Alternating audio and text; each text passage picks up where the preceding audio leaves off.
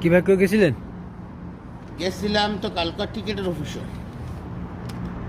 বাংলাদেশ বিমানের টিকিটের দাম 50,000 টাকা চাইছে, আর সৌদি বিমানের টিকিট মাত্র এই দেশের অফারের টিকিট বাংলাদেশের 33,000 টাকা আপ ডাউন টিকিট।